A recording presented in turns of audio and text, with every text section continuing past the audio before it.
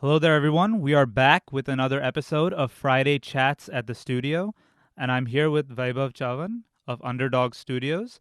And you are working at a news company right now. You founded it. What is it called again? It's called Cult Tales Interactive. Cult Tales Interactive. And we are working on a product for India. It's called StoryPix. Okay. It's more about interactive storytelling Okay. for India. Oh, wow. Okay. Yeah. So I think at the end of this episode, you and me are going to be talking about something. Sure. So let's start kind of at the beginning, because your podcast is called The Gaming Podcast by underDOGS. Yeah. And you also have the Great Indian Gaming Podcast. Yeah. So how did you get into gaming, firstly? This is like, if you ask anybody, any founder in India who is working on a gaming company, right? I think most of these people have a similar kind of a story where, in the early age, they started playing games and all that stuff. It was quite similar to me also. My father brought me a machine back in 1999. And this was way before, Pentium 4, Pentium 3, Pentium 2. It was, the machine was 386. Okay. With 8 MB RAM. Right? Okay. So it was... Yeah. So it was really an ancient machine, I would say. Mm-hmm. And I used to play Dangerous Dave, Wolfenstein 3D. Yes, Dangerous Dave. My God. Yeah, that's the first game that I ever played, Dangerous Dave. Yes. And I was so hooked to that game. Then, somebody just gave me Prince of Persia and all those games, the 1, 2, the first versions.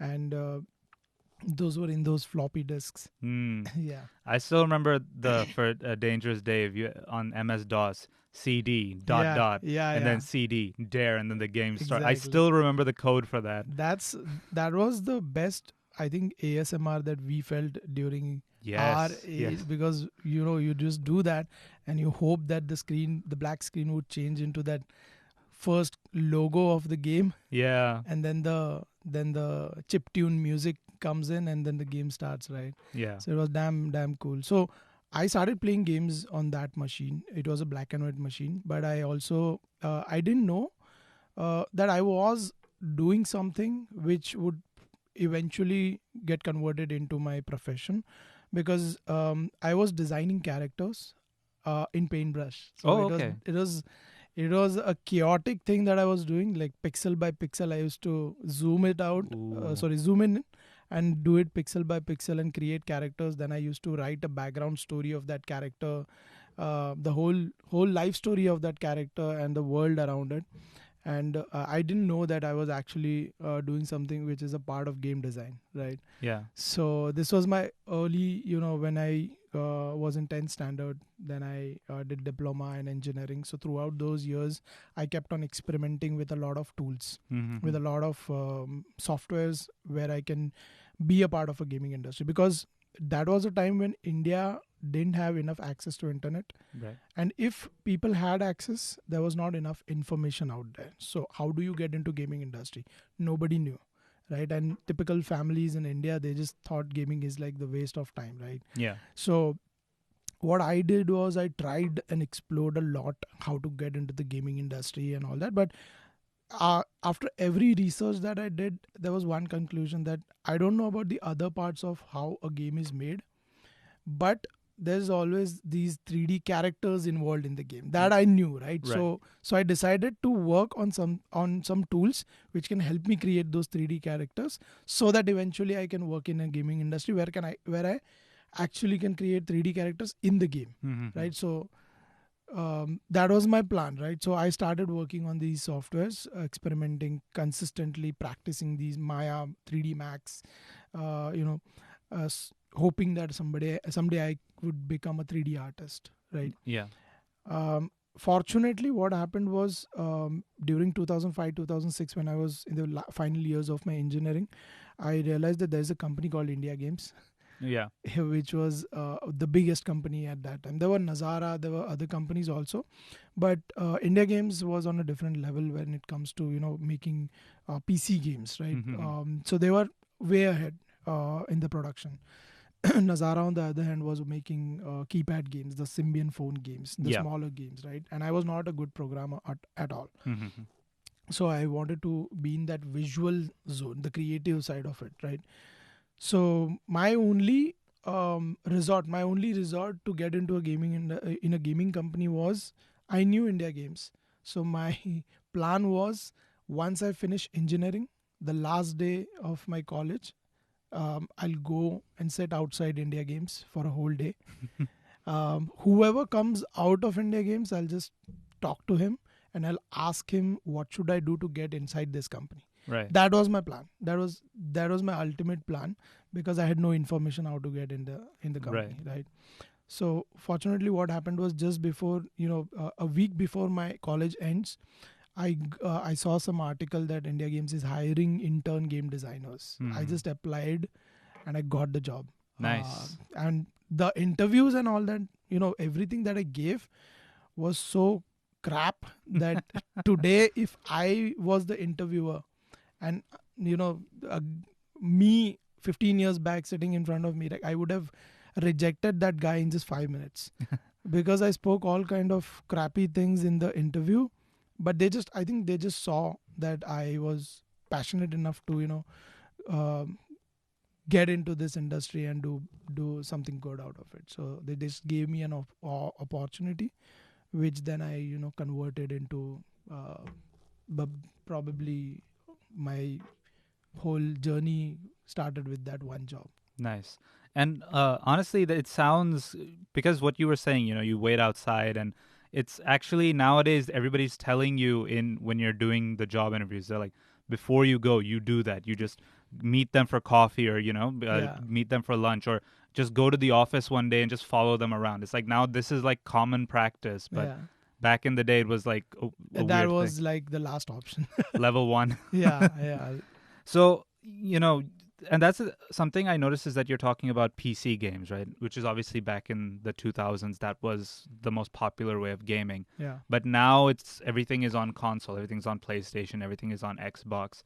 But I think, or at least what I've seen, is that Indian companies are still designing for mobile games or for PC games. Yeah. Uh, is the market slowly shifting towards console games, or is it still in that mobile PC space? See, being a part of this industry for say around 15, 16 years now, I've realized and I've come to terms that India is a mobile first market, Right. and it is always going to be the mobile first market because if I ask you who is the real gaming audience in India, I mean a layman would probably say that people who own good machines, consoles, good rigs are the real gamers of India who are playing PUBG and Valorant and all that stuff, right? But that's not the truth in India. Mm-hmm. The real gamer of India is a 50-year-old chacha ji sitting in the rural area. He's the real gamer, and it's the fact because that's the mass. That's tier 2, tier 3, tier 4 is the actual audience in India who are giving enough revenues to these bigger gaming companies. And that Mm-hmm. is why people focus on mobile games. Mm. And then they also try to optimize it to such a level that the game also runs on a low end device, right? Right. Because these people, they don't know Google Play Store, to be Yes. honest. These people in the tier 2, tier 3, right?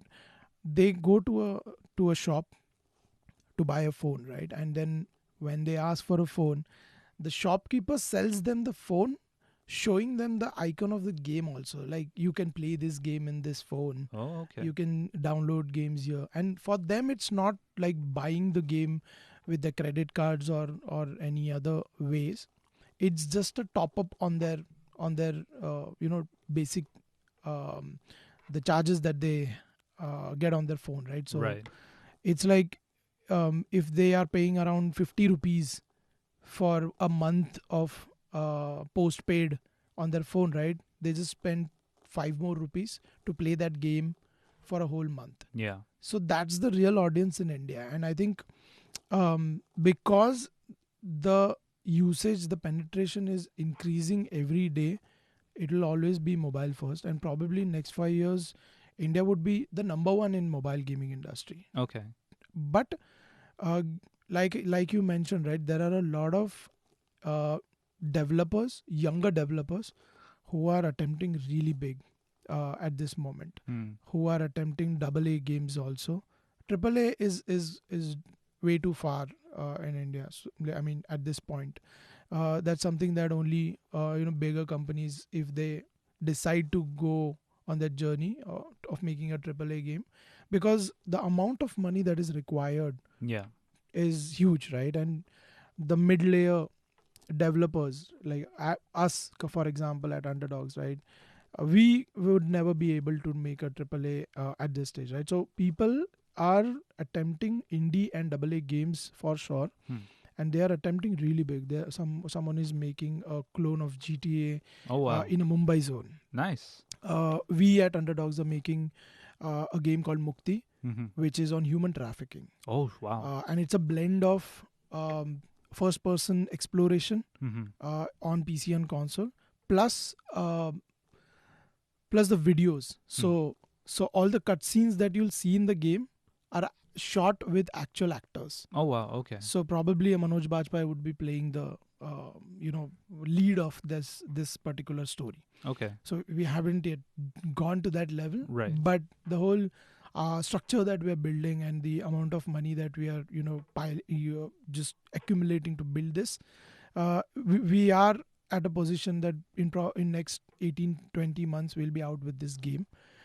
So like us, there are hundreds of developers who are attempting really big and good stuff. Hmm. So PC and console has picked up really good. I wouldn't say the market would shift to that PC and console, because mobile is always going to be the first preference for all the developers. Sure. But we'll be getting some very, very, very good games on global map in coming 3-4 years. Nice. And just for anyone who might not understand the gaming lingo you used, what is what is a double A game? What is a triple A game?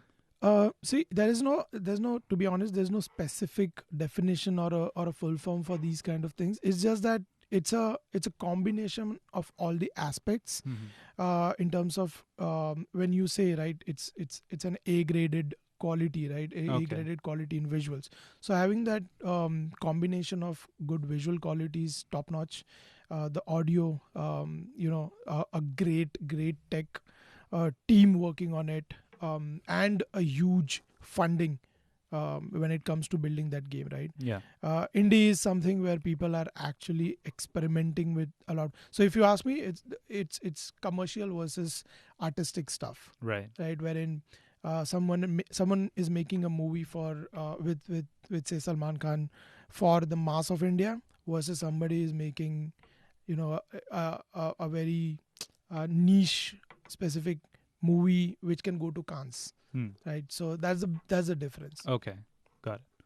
And so because with the games that I've seen, in fact, I was on the train one time between Nasik and Mumbai, and I saw this family. They were the kid was playing, a racing game on his phone, and most of the games are very.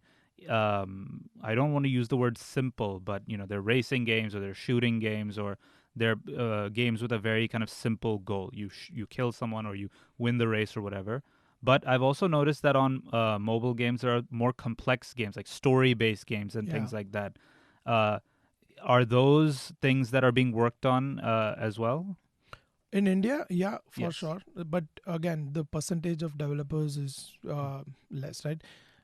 Because if you look at the Indian audience, they would not be interested in playing these games. Okay. These games are premium games. Hmm. Games like if you know a game called Monument Valley, which worked really well on Apple App Store. It's not from India, but it's a very artistic, story-driven game. I think it was around $5 game, Hmm. but the overall gameplay was just 2 hours. But people played it because these kind of games are loved by a certain Yeah. niche audience.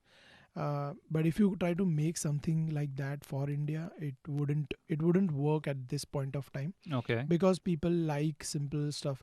Because see, the audience in India is still 5 years behind the Western markets, right? Okay. And they are now getting used to all these mechanics. Hmm. People 5 years back, people were not even aware of of different kinds of mechanics. What is an FPS? What is a a racing game? What is and why this has happened? I'll tell you one great reason that Indian audience started adopting new games because of the streamer community in India. Hmm.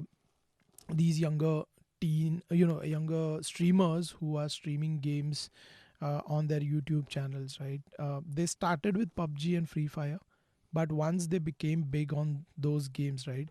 Just for fun, they started adopting new games, complete weird different games like Fall Guys, Among Us, Yeah. all these kind of games. And people in India were not in that zone where they used to buy new games, buy experimental games and all that stuff. But when they started seeing these people playing these games, right, the audience also increased, the appetite increased, Hmm. and people started playing these weird kind of games also. So at this stage, if you ask me, India is at a level where they are learning different kinds of games, different kinds of mechanics and all that stuff, and they are adopting these games. So the businesses who are making games for India at the moment are only making simpler versions, so that they make enough business out of that because it's relatable, and India really works on relatability. Right. Yeah, so it that's one reason that the games are simpler. But it's not just India. To be honest, there are you'll be surprised if I tell you that the Indian Google Play Store has the top 100 games, top 100 free games on Google Play Store. Out of those, 40 games, top 40 games are from Pakistani studios, Oh, wow. because they have cracked the code of how to attract an Indian audience. Okay. They just for an example, they just make a bus simulator game, Okay. and they sugarcoat it as an Indian bus simulator game with all the flag on the logo and thumbnail Right. and all that, and people just pick it up. If you see, these games are doing huge. Like they have around 50-100 million downloads in India. Yeah. So people have cracked that code, and that is why the games in India, if you want to penetrate India, you need to keep it simpler. Right. And I've seen those games actually. I get ads for them when I'm playing. They all have the same kind of marketing strategy as well. They show someone playing the game really badly, Yeah. and it's just like it makes you think I could do it better, so I'm just going to get it now and do Yeah. it. Yeah, that's one of the biggest hack that hyper casual companies cracked, Yeah. because hyper casual is these are very simple tap kind of games, right? Yeah. And hyper casual business is more of like a trading business. We really call them as a trading business, because what their strategy is, they don't spend, because we've also worked in hyper casual for 2 years. We got really tired with those games, because Right. there's no creativity kind of a stuff in that. It's just more of seeing that if this prototype is getting a user for 30 cents, is this user making 40 cents for me? That's the only goal, right? So they don't spend 2 months in building that game. They just make a 6-day prototype. Mm-hmm. They only spend a week to make this prototype, and they test it out in the market Got it. directly. So if they're getting a user for 30 cents, they just try to analyze, do a second test using ads into it. And if it's making 40 cents, they just publish the game with some beautification onto it, Yeah. and they'll spend $1 million on day one, Oh, wow. and get the returns out of it. So things like these are happening with hypercasual. But to attract that audience, to get that 30 cents, these are the tricks that they are using, Yeah. to have that feeling, oh, he's playing really bad. It's so simple, but he's not able to complete it. Yeah. I can do it better.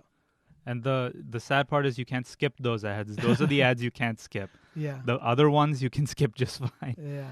But so moving away from the gaming for a second, I want to get into the podcasting side of things. So what made you want to start a podcast? And specifically, why did you want to start a podcast about the gaming industry? Yeah. So, like I said, right, 2007 to 2011, I worked for a few companies. Right. I worked for India Games. I worked for Games to Win, and then I worked for Hungama.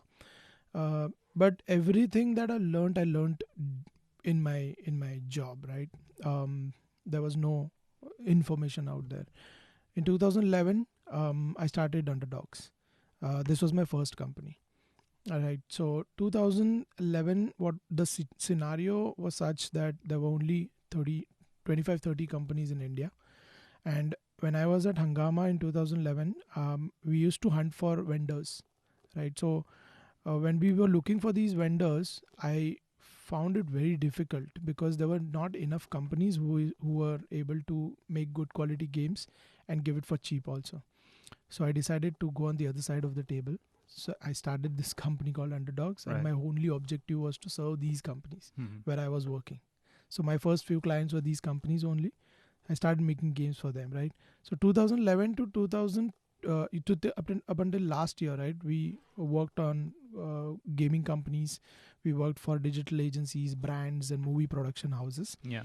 So while I was doing this, right, I realized that the younger generation is very curious and really want to get into the industry. So 2016, 2015, 16, 17, what I did was I kept on writing some blogs, which didn't really pick up, Hmm. right? But then I figured out a way. I saw YouTube growing, Yeah. and I saw a lot of people just sharing their information out there. And during 2015, 16, 17, right, I used to do a lot of conferences. I just started doing conferences. I used to be a speaker at some conference of gaming or some other, entrepreneurship conference. I used to speak about gaming companies, the studios, getting into the gaming industry and all that. But I realized that the audience was only, say, around 100, 200 people in front of me, right? Right. I used to give that talk. I used to spend like an hour talking in front of them. And then after that talk, out of those 100 people, only 2 people used to come to me, and I used to spend another hour just describing, explaining them and solving their problems. What I realized was, if I do this on an online platform, this might be helpful for a lot more people. Right. So that was the idea. In 2017-18, I just decided to start a YouTube channel. Hmm. So everything that I used to do in conferences on the stage, I started putting out in pieces, in 5-10 minute videos Hmm. on the channel. And I realized that people are, it just started blowing up. The Mhm. channel started growing.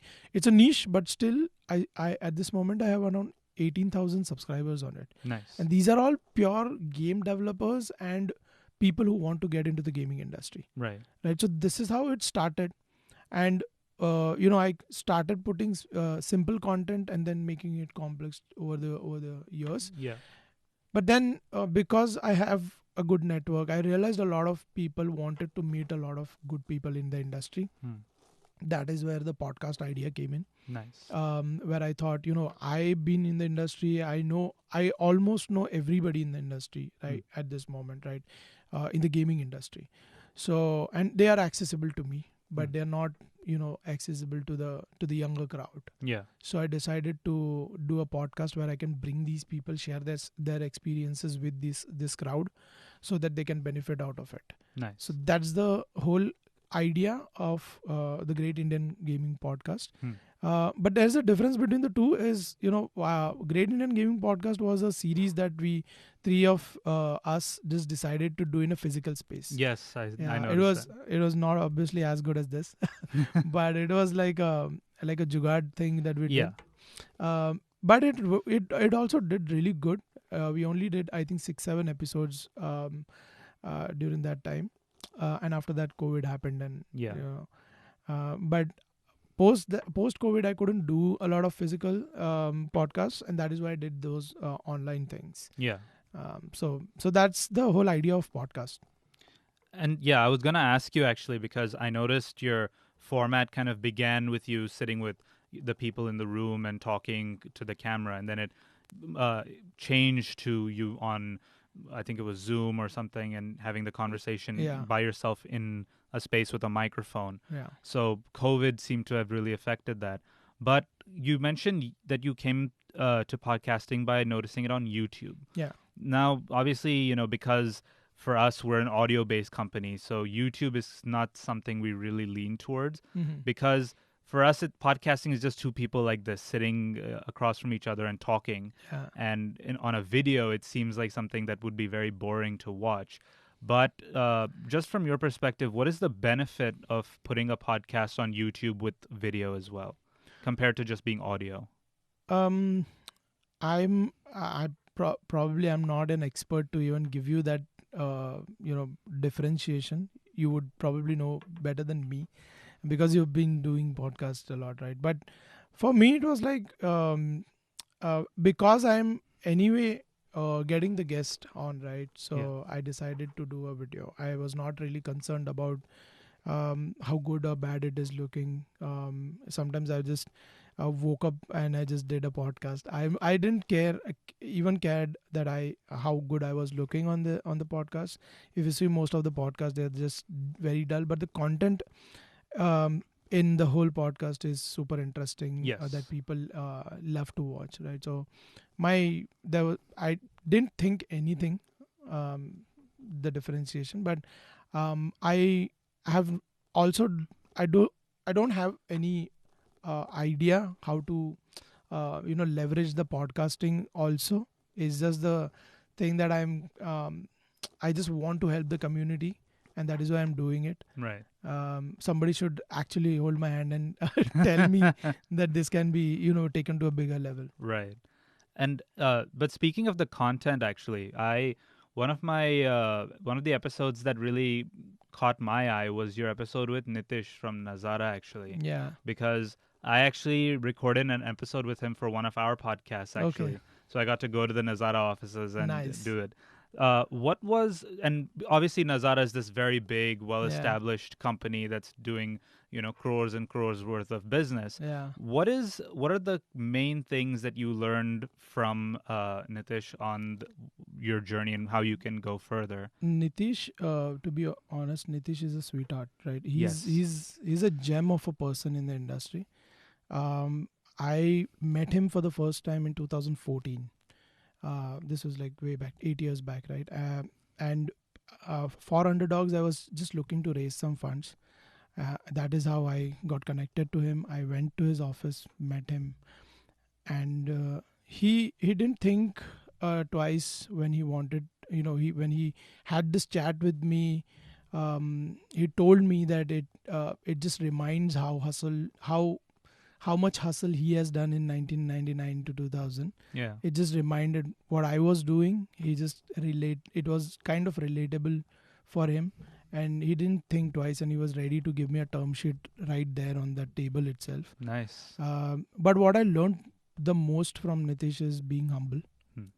Because I have never seen a guy as humble as Nitish in the industry at all. A company making 5,000 crore, a value of 5,000 crore. But I met him last week only. Yeah. And when I came in here, I got a message from him. Just today. As you were coming in. Oh, yeah, wow. Okay. Yeah.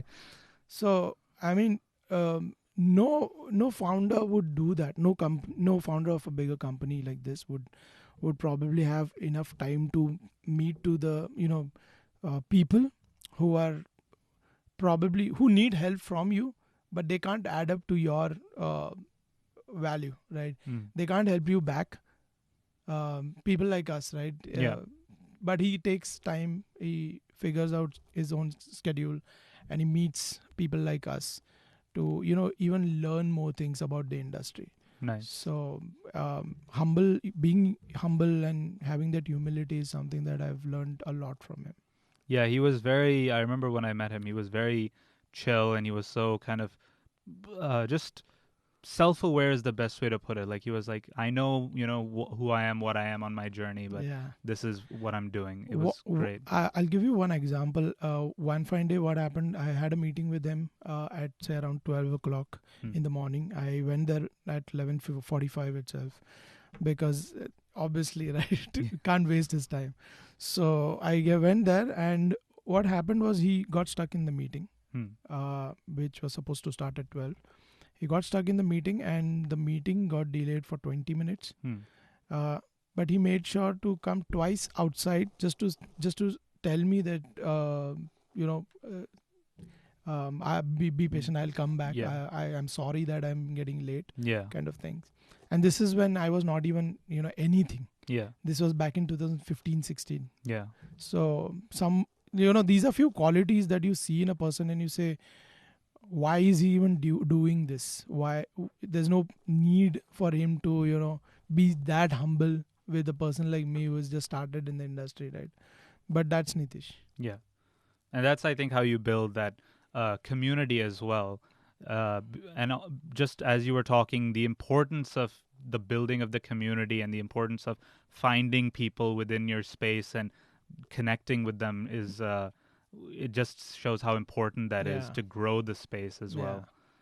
well. So with I just wanted to ask you something about the audio space and podcasting and how it can be gamified actually. Okay. And this is I said I'd mention this at the end. Yeah. So we actually had a guest on our this show itself, Nikesh from Indian Noir. And when I'd asked him, where he thinks podcasting is going or where it could possibly go, one of the things he mentioned was interactive podcasts or, kind of the branch storytelling thing. Okay. Like they had in that Black Mirror episode, Yeah. Bandersnatch. Bandersnatch. Yeah. So I just wanted to get your opinion on, do you think that that is something that could work in terms of, this branch storytelling? Do you think people would go for something like that in India? 100%. I believe it because see, the idea of StoryPix also started with that one goal. If you see companies in India, they're doing amazing in audio formats. Companies like Coco FM or Pocket FM, right? Yeah. There is a company called Pratilipi who is Yes. into text-based storytelling, right? Yeah. And it's UGC, so a lot of people just put their own stories on Yes. the platform. But in interactive space, if you ask me to name any company, there's no company who is Right. doing great in that interactive space. That was the reason that we decided to get into that space. But this comes again from some research that we've done with the readers or the people who are more interested in the audio formats, the Right. storytelling.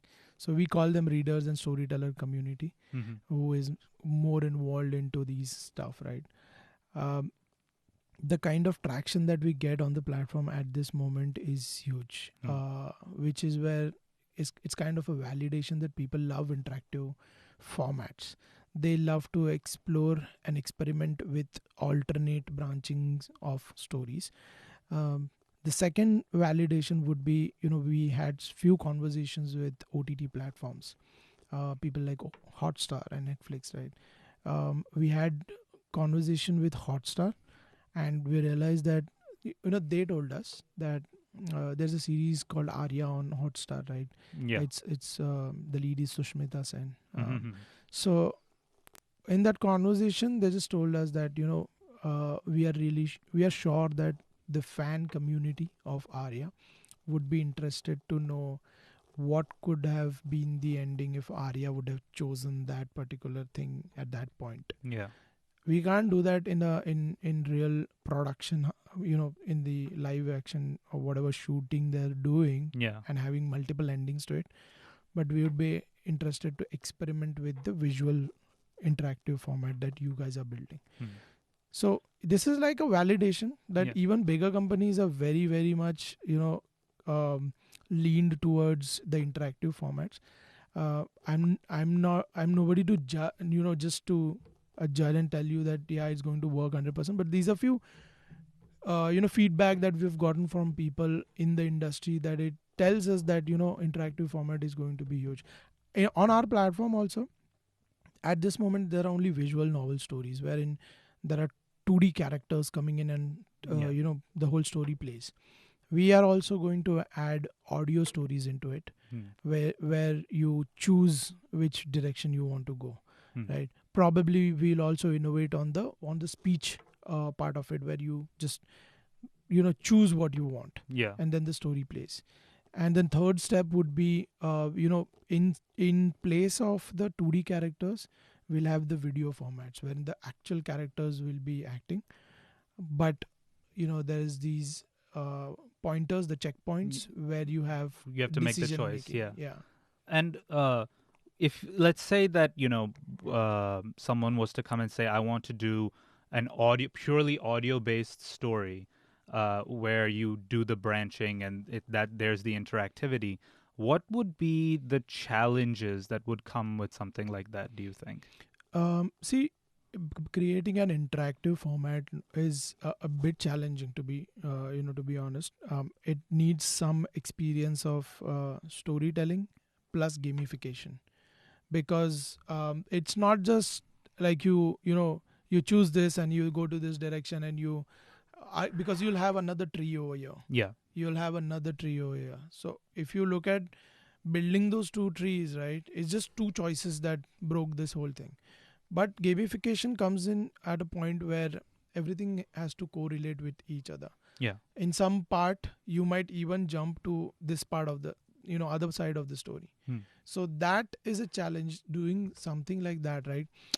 Storytelling is just about you go through that whole phase, Yeah. but connecting, interlinking all those branches is something which needs gamification. It needs some expertise of game design into it, for us at least. Yeah, I imagine that would be the case because for me, I figured the software would be the biggest kind of challenge because you're not just telling kind of a straight story that you can just narrate and then just have it play Yeah. as is. You're putting separate pieces and then you're letting someone decide which the order of that piece. Yeah. So that's where I feel like having those links is very important. Yeah. So the connection, the interlinking is very important. And it's not necessary that a game designer would do that. Anybody who understands that the tech side and the design side of it would be able to do that.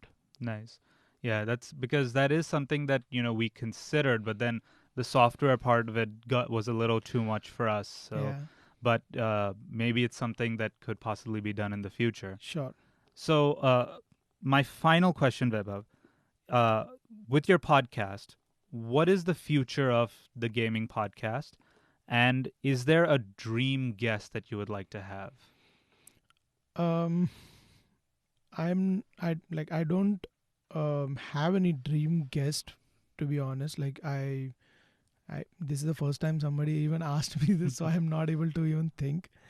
But the future is, I am at this moment I am trying to do it in a physical space. I'm trying to bring in some sponsors, and I'm trying to build a scenario in my own studio where I can I can do this, and not at this scale for sure, um, but because I have access to a lot of people and I have opportunity, I am going to do this podcast into different seasons, bringing at least 10 guests in one season and having sponsors connected to this. Right. And it all just, the overall everything should be about gaming itself.